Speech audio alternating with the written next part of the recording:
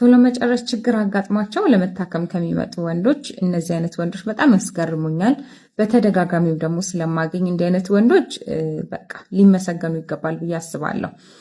ቶሎ መጨረስ ችግር አጋጥሟቸው መች እንዳጋጠማቸው መች እንዳስተዋሉት ሚስቶቻቸው ጋር የፈጠረው ችግር ያቀረበችው ቅሬታ ካለ ጠይቃቸዋለሁ እና አንዳንዶቹ ሚስቶቻቸው ምንም ያለቻቸው ነገር የለም ያቀረበችውም ቅሬታ የለም ምናልባት ምንም አይነት ነገር ስለማታውቅ ነው የሚሉኝም አሉና ከዛ እንዴት ለመታከም ታዲያ አሰባችሁ በምላቸው ጊዜ ምንረዳው ስሜት አለ የሚሉኝ ሰዎች አሉ።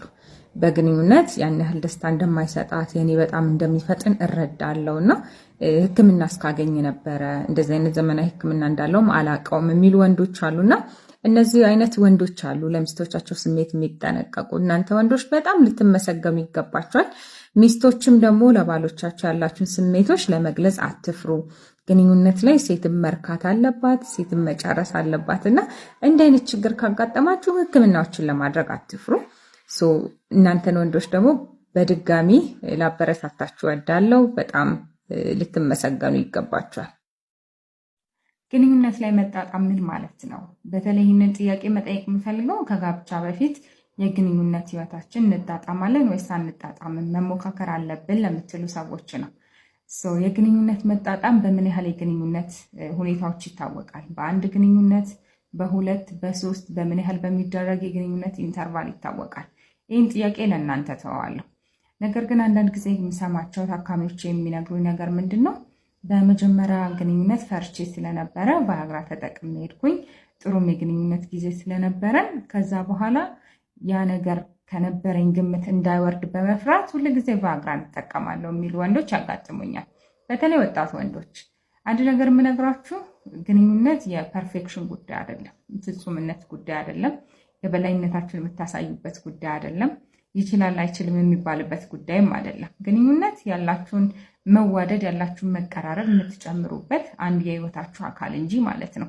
ስለዚህ ያላግባብ የምትጠቀሟቸውን በሚዋጥ በሚቀባ በማር መልክ እንዲሁም በሚመጠጥ እንደ ከረሜላ የምትጠቀሟቸውን መድኃኒቶች አቁሙት። ምክንያቱም ወደፊት የምትጸጸቱበት የህይወታችሁ ልምምድ ስለሚሆኑ ማለት ነው።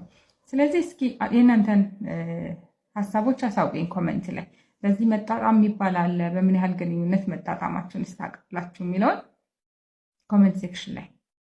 ስሜት ያለው ብልት ያላቸው ወንዶች ነው። ያ ማለት የነርቭ ብልት ላይ ያለው ግላንሱ ላይ ወይም ጫፉ ላይ ያለው ነርቮች በጣም ስሜታዊና ሴንሲቲቭ ናቸው። ስለዚህ ገና ኮንታክት ሲኖር ወይም ፔኔትሬት ሊያደርጉ በሚሉበት ጊዜ ላይ የስሜት ጫፍ መድረስ ወይም ኦርጋዝም ላይ በመድረስ የዘር ፈሳሽ እንዲወጣ ይሆናሉ ማለት ነው። እዚህ ለእነሱም ሰዎች የህክምና አማራጮች አሉ። እዚህ እንደነዚህ አይነት ሰዎች ደግሞ ሲያጋጥሙ ብልት ላይ የሚቀቡ ቶፒካል የሆኑ ቆይታን ሊያረዝሙ የሚችሉ የህክምና አማራጮች እንሰጣለን ማለት ነው። ስፖርታዊ እንቅስቃሴ ማድረግ የግንኙነት ፍላጎትና አቅማቸውን ወንዶች ላይ ይቀንሳል የሚል ቪዲዮ እየተዘዋወረ ነው። በዚህም እንግዲህ ዶክተር ሚካኤል ይጨርሳል። እዚህ ቪዲዮ ላይ ያለችው ዶክተር በጣም ብዙ ሪስፔክት ቢኖረኝም እዚህ ቪዲዮ ላይ ያሉት ኢንፎርሜሽኖች ሙሉ በሙሉ የተሳሳቱና በጣም ዴንጀረስ ስለሆኑ ዶክተር ያስተላለፍኩት መልእክት ምንም አይነት ስህተትም ወይም ደግሞ አደገኛ የሚሆነ መልእክት አይደለም። በዚህ ልክ ማቅረብ አልነበረብህም። ለማንኛውም የተወራ የነበረው ወይም ፖድካስቱ ላይ ጥያቄ የነበረው ኦቨር ትሬን ስለማድረግ ወይም ከልክ ያለፈ ስፖርታዊ እንቅስቃሴዎችና የሰውነት ጡንቻን ለመገንባት የሚወሰዱ መድኃኒቶችን ነበረ እንጂ ጤናማ የሆነ ስፖርት እንቅስቃሴ ሐኪም ባልሆነም ማንኛውም ሰው ለጓደኛውም ለቤተሰቡም የሚመክረው ህይወት ልምምድ ነው። ለማንኛውም ኦቨር ትሬን ማድረግ ቴስቶስትሮንን አይቀንስም የምትል ከሆነ እነዚህ እንግዲህ ምክንያቶች ናቸው ለመቀነስ። የመጀመሪያው ኦቨር ትሬን ራሱ ማድረግ ማለት ሰውነትን ያለ ማገገም ወይም ያለ ሪከቨሪ በተከታታይ እንዲሰራ ማስገደድ ነው። ለዚህ ሰውነት ጫና ውስጥ ይገባል። ጫና ደግሞ ሲኖር አንደኛው ኮርቲሶል የሚባለው ሆርሞን ይለቀቃል። እሱ ደግሞ የቴስቶስትሮን ፕሮዳክሽንን በሚገባ የሚከለክል ወይም ምርት እንዲቀንስ የሚያደርግ ሆርሞን ነው። ሌላኛው ምንም አይነት እንቅስቃሴዎች ሲደረግ ሰውነት ኢነርጂ ይፈልጋል። ለዚህ ኦቨር ትሬን ሲደረግ ሰውነት የሚያወጣው ኢነርጂ ለሌላ ሆርሞኖች መጠቀም ያለበትን ኢነርጂ ይቀንስበታል። ለዚህ ነው ሪከቨሪ የሚያስፈልገው። በቂ እንቅልፍ፣ በቂ የሆነ አመጋገቦችን ወይም በቂ የሆነ እረፍትን ለሰውነት መስጠት የሆርሞን ምርቶች እንዳይቀንስ ይረዳው። ሌላው ኤክሰርሳይዝ ሃይፖጎናዲዝም የምንለው አለ። ያ ማለት እንቅስቃሴ በሚደረጉበት ጊዜ በተለይ የኢንዱራንስ ኤክሰርሳይሶች ሴክስ ሆርሞኖችን የመቀነስ አቅም አላቸው። ይህም ደግሞ አንዳንዶች ፈልገው የሚያደርጉት ስፖርታዊ እንቅስቃሴ፣ አንዳንዶች ደግሞ ፕሮፌሽናቸው ወይም ስራቸው አስገድዷቸው የሚያደርጉት ስፖርታዊ እንቅስቃሴ ለእነዚህ ችግሮች ይዳርጋቸዋል። በዚህም ደግሞ የተጠቁ በጣም ብዙ ሰዎች ታካሚ ሆነው ይመጣሉ ማለት ነው። ሁለተኛ ስለ ኤክሶጂነስ ቴስቶስትሮን ወይም ስለሚወጋው ሰው ወይም ወንዶች ጡንቻቸውን ለመገንባት ስለሚወስዱት የኢንጀክሽን አይነት አውርተዋል። ኤክሶጂነስ ቴስቶስትሮን የግንኙነት ፍላጎትን እንዲቀንስ አያደርግም ብለሃል። ለዚህ እነዚህ የስፖርተኞች የሚወጉት ቴስቶስትሮን በሐኪም ታዞላቸው የቴስቶስትሮን መጠናቸው ተለክቶ አይደለም። እዚህ በሚወጉበት ጊዜ የነበራቸው ኖርማል የቴስቶስትሮን መጠን ላይ አዘር በጣም ከፍ ሊያደርገው ይችላል። ስለዚህ ለአንጎል ምን መልእክት ይሰጠዋል? ደም ውስጥ ከፍተኛ የሆነ ቴስቶስትሮን አለ፣ የምታመርተውን ምርት ቀንስ የሚል ምልክት ይሰጠዋል ማለት ነው። አንጎል ደግሞ እሱን ነው የሚያስተናግደው ወይም ሴረም ሌቭልን ነው ዲቴክት የሚያደርገው። ስለዚህ ከውስጥ ኢንዶጂነስ ቴስቶስትሮን መመረት የነበረበትን ይቀንሳል። እነዚህ ሰዎች አት ሳም ፖይንት ልክ የሚፈልጉትን ጡንቻ ሲያገኙ ያንን ኢንጀክሽን ያቋሙታል። ፖስት ሳይክል ክራሽ ያጋጥማቸዋል ማለት ነው። የዛን ጊዜ እንደውም ረዘም ላለ ለአመት ሊሆን ይችላል ወይም ከአመት ያለፈ ሊሆን ይችላል። የግንኙነት ፍላጎት መቀነስ፣ የብልት ጥንካሬ ማጣት፣ ጧት የሚያውቁት የብልት ዝግጁነት ሊጠፋ ወይም ሊቀንስባቸው ይችላል ማለት ነው። ስለዚህ ዶክተር ስለ ሴክሹዋል ሜዲሲን ትንሽ ከጎግል ያለፈ መማር ያስፈልጋል። በዛው ለአንተ አሳይመንት አናቦሊክ አንድሮጀኒክ ስቴሮይድ ኢንዱስድ ሃይፖጎናዲዝም ምን ማለት እንደሆነ ቼክ አድርግ። ኔክስት ቪዲዮ አስተካክለን እንደምትመጣ ተስፋ አደርጋለሁ። ስለዚህ ጂም ትሬነሮች፣ ጂም የምትሰሩ ሰዎች፣ ኢቭን አትሌቶችም እነዚህ ነገሮች ሊያጋጥማችሁ እንደሚችሉ ማወቅ አለባችሁ። አመሰግናለሁ። 30 ደቂቃ ብዙ ነው። 25 ደቂቃ እና ከዛ በላይ ሲሆን በሕክምና ቋንቋው ዲሌይድ ኢጃኩሌሽን ይባላል፣ ወይም የዘገየ ወይም ሪታርድድ ኢጃኩሌሽን ይባላል። ምክንያቶች ይኖሩታል። ከሆርሞን ውጭ የሆኑ ምክንያቶች፣ አንደኛ የአልኮል መጠጥ በሚኖራችሁ ጊዜ የስሜት መልክቱን ስለሚያዘገየው እርካታችሁም እንዲዘገይ ያደርጋል። ከሆርሞን ጋር ደግሞ ሲገናኝ የቴስቶስትሮን መጠናችሁ ዝቅ በሚልበት ጊዜ ዲሌይድ ኢጃኩሌሽን ወይም ቶሎ ያለመርካት ችግር ያጋጥማቸዋል። እነዚህ ጥያቄዎች አንዳንድ ሐኪሞችም የሚጠይቁት ስለሆነ ዛሬ እሱን ግልጽ ለማድረግ ያክል ነው ማለት ነው። ስለ ግንኙነት ህይወት ስናወራ ወይም ስለ ስንፈተ ወሲብ አጠቃላይ ችግሮች በምናወራበት ጊዜ ቫይራል ለመውጣት የምንጠቀምባቸው መንገዶች አድርገው የሚያስቡ ሰዎች አሉ። እኔ ፐርሰናሊ እኔን ለመናገር ያክል ቫይራል መውጣት ጉዳይ ሆኖ ሳይሆን ይሄ ማከም የምንፈልገው የሕክምና ዘርፍ ነው። በዚህ ምክንያት ደግሞ መማር ያለብኝን ትምህርት ተምሬያለሁ። እዚህ ጋር የምታዩትን የአይሲኤስኤ ወይም ኢንተርናሽናል ሶሳይቲ ፎር ሴክሹዋል ሜዲሲን የዛሬ ዓመት አካባቢ ትምህርቱን ወስጄ ጨርሻለሁ። እዚህ ጋር የምታዩት የሴክሹዋል ሜዲሲን ሰርተፊኬት እሱ ነው። በእነዚህ ቆይታዬ በጣም ብዙ ቤተሰብን ማከም ችያለሁ። በዛም በጣም ደስተኛ ነኝ። ያው የኛ ህክምና በጣም ሚስጥራዊ ነው። ምክንያቱም ይሄ ህክምና የተለመደም አይደለም። ይሄ ችግርም እንደ ችግር ተቀባይነት ብዙም የለውም። ከፕራይቬሲም አንጻር እንደ ነውርም ስለሚታይ የሆነ ሰው ወጥተው እኔ ታክሜ እንደዚህ ሆኜ ተሽሎኛል ብሎ ለመናገር አመቺ የሆነ ህክምና ዘርፍ አይደለም። ዞሮ ዞሮ ምን ልላችሁ ነው፣ አሁንም ወደፊትም ከዚህም በኋላ ሴክሹዋል ሜዲሲን ያለውን ነገር አጠናክሬ እሄዳለሁ። ከዚህም በኋላ የምሰራቸው ቪዲዮዎች እንደዚህም ተኮር ያደረጉ ስለሆኑ እንዲህ አይነት ነገር አይመለከተንም የምትሉ ሰዎች እኔን ፎሎ በማድረግ ትተባበሩኛላችሁ። እንዲህ አይነት ነገር ደግሞ ይመለከተናል፣ ብንሰማው ይጠቅመናል የምትሉ ሰዎች ደግሞ ይህንን ቪዲዮ ሪፖስት፣ ኮፒ ሊንክ ታደርጉልኛላችሁ ማለት ነው። ወንዶች ላይ የቶሎ መጨረስ ችግር በጣም ኮመን ከሚባለው የስንፈተ ወሲብ አይነት አንደኛው ነው እና እንደዚህ አይነት ችግር የሚያጋጥማቸው ወንዶች ሌላ ሰዎች 20 ደቂቃ 30 ደቂቃ እንቆያለን ሲሉ እውነት አይመስላቸውም። ይህንንም እኔ ጋር ለመታከም ሲመጡ የሚጠይቁኝ ወንዶች አሉ እና ግን የምር ያን ሁሉ ደቂቃ ግንኙነት ይደረጋል እያሉ ማለት ነው። በቶሎ መጨረስ ህክምና ውስጥ እንግዲህ ያሉት የህክምና አማራጮች የቆይታችሁን መጠን ከ2 እጥፍ እስከ 10 እጥፍ የሚጨምሩ የመድኃኒት አይነቶች አሉና እንዳላቸው የቆይታ መጠን የመድኃኒቶቹን አቅም እያየን እንሰጣለን እና አንዳንድ ታካሚዎች የቆይታቸው መጠን በጣም ይሻሻልና ለነሱ ካላቸው ኤክስፒሪየንስ አንጻር በጣም ይረዝምባቸዋል። ፎሎ አፕ ላይ ሲመጡ አረ ዶክተር በጣም እየረዘመብን ነው እና አሳጥሪልን የሚሉም አስተያየቶች ይደርሱኛል። አንዳንዶች ደግሞ ምን አለ ቀድመን በታከምን ኖሮ እስከዛሬ የነበረው ግንኙነታችን እንደዚህ እንጆ የሚደረግ አልነበረም የሚሉ አስተያየቶች ይደርሱኛል። ስለዚህ ቶሎ መጨረስ ችግር የሚያጋጥማችሁ ወንዶች መታከም የሚችል ስለሆነ ለመታከም አትፍሩ።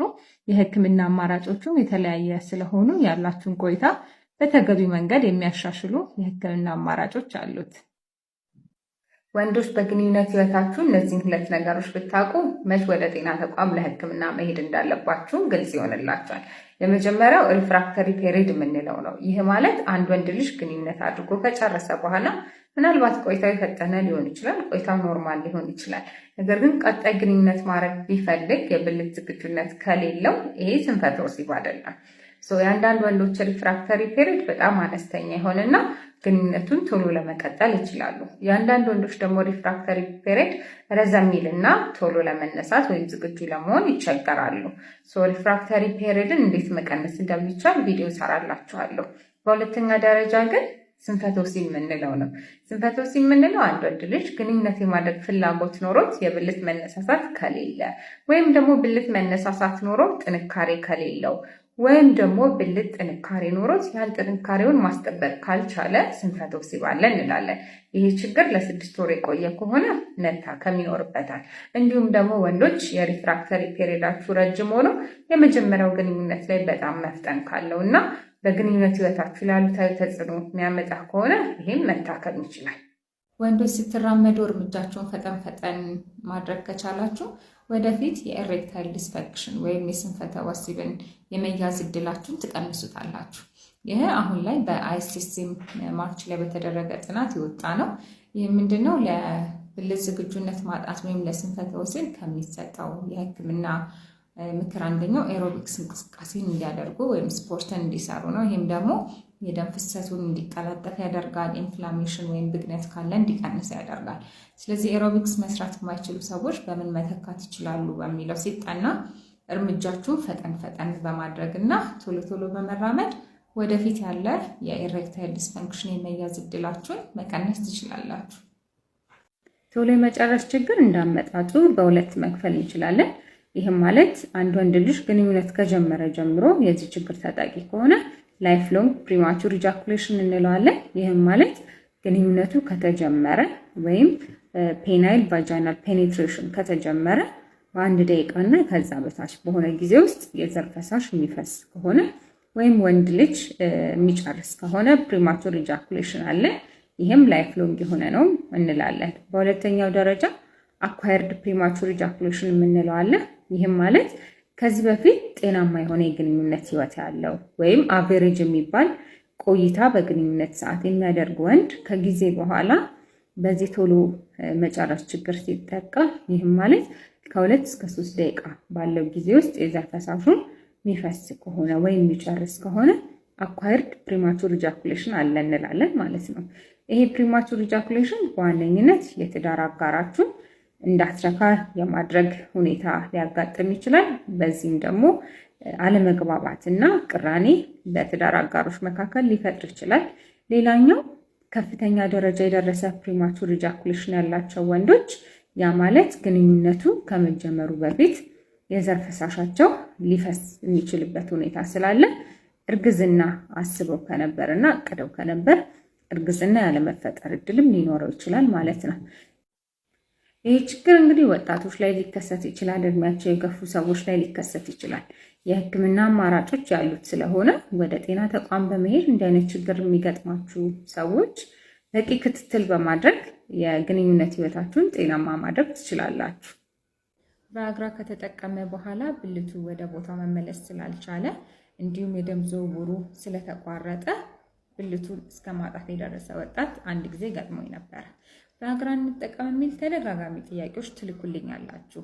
እነዚህን ሳይድ ኢፌክቶች ግን ማወቅ ይኖርባቸዋል። ቀላል የምንላቸው እንደ ራስ ምታት፣ የጡንቻ ህመም፣ መዛል፣ የአፍንጫ ውስጥ መድማት፣ እንደነዚህ ቀለል ያሉ ሳይድ ኢፌክቶች በቀላሉ ሊተው የሚችሉ ሊያጋጥሙ ይችላሉ። ሲከፋ ደግሞ ሄርት አታክ ወይም የልብ ድካም፣ ስትሮክ እንዲሁም ደግሞ ፕራያፒዝም የምንለው ወጣት የገጠመው አይነት ለረጅም ሰዓታት የብልት መቆም ሊያጋጥም ይችላል።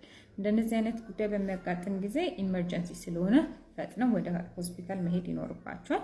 እንዲሁም ደግሞ ቫያግራ ሲሰጥ ዶዝ አለው። በተለይ እድሜያቸው የገፋ ሰዎች እንደ ማንኛውም ወጣት ሄደው ቫያግራን ከፋርማሲ በማንኛውም ዶዝ ገዝተው መጠቀም የለባቸው።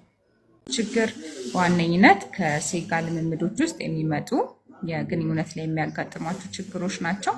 እነዚህ ችግሮች ስር እየባሱ ሲሄዱ ደግሞ የብልት መሞት ወይም ነርቮችና ደም ስሮች ላይ ጫና በመፍጠር ብልት ስሜት አልባ እንዲሆን ሊያደርግ ይችላል ማለት ነው።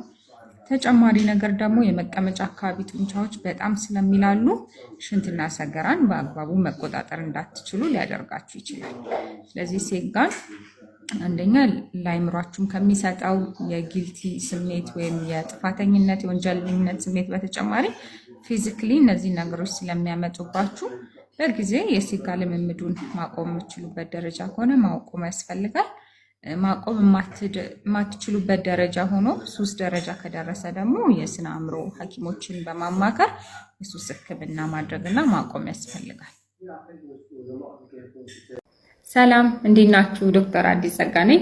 እዚህኛው ቪዲዮ ላይ በተደጋጋሚ የምር እንደዚህ የሚባል ነገር አለ ወይ፣ የምር ይሰበራል ወይ የሚል ጥያቄዎች ደርሶኛል። አዎ ይሰበራል። እንደዚህ አይነትም ጉዳት የገጠመው ታካሚ ገጥሞኝ ያውቃል።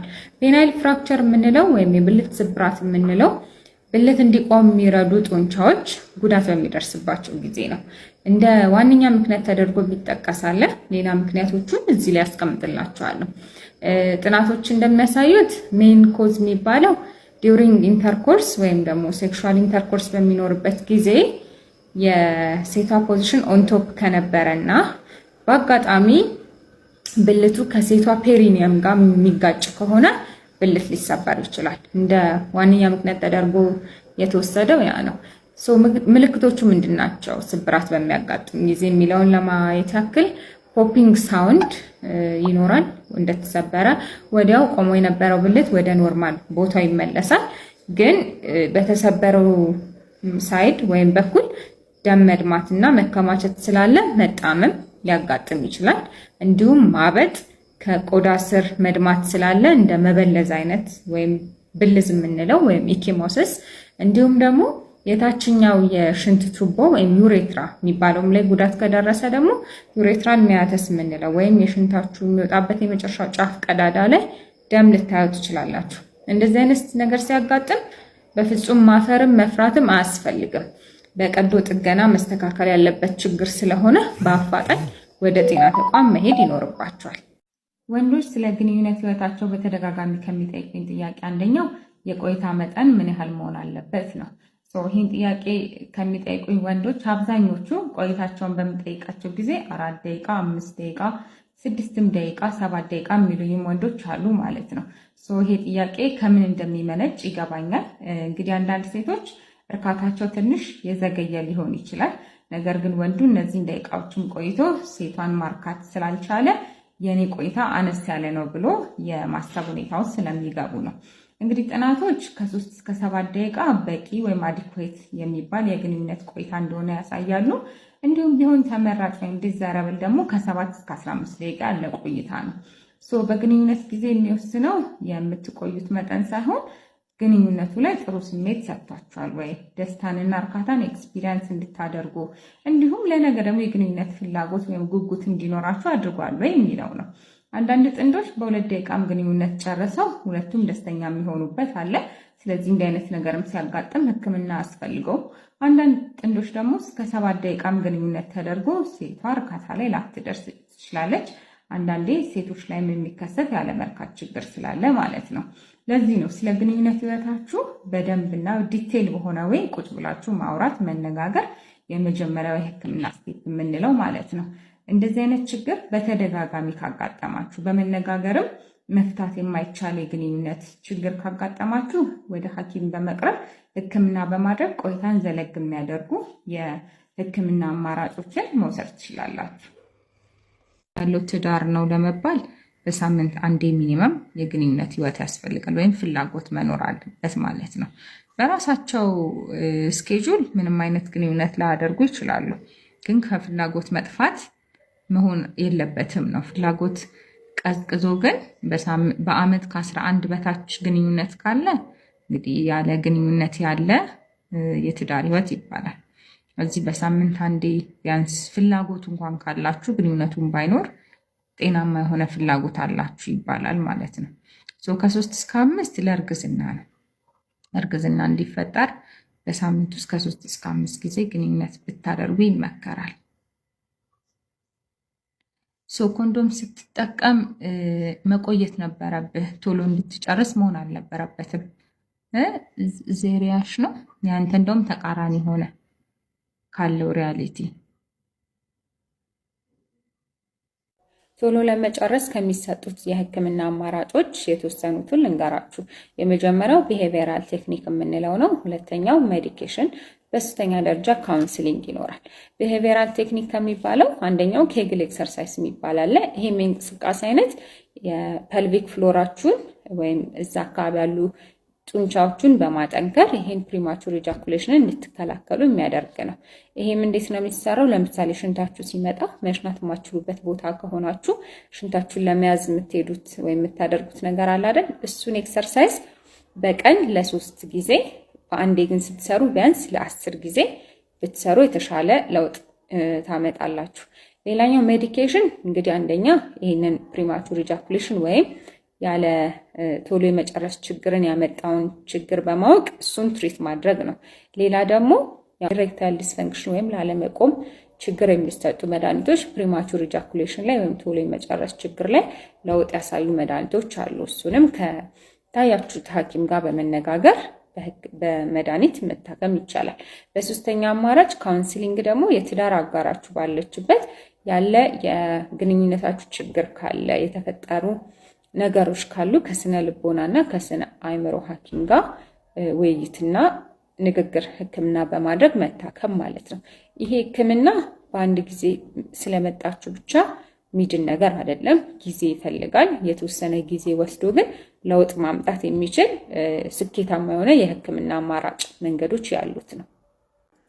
ጥንዶች እንግዲህ እርግዝና እየሞከራችሁ ከሆነና ልጅ እምቢ አለን ብላችሁ የምታስቡ ከሆነ መች ወደ ጤና ተቋም መምጣት እንዳለባችሁ እናያለን። ሰላም፣ ዶክተር አዲስ ጸጋ ነኝ።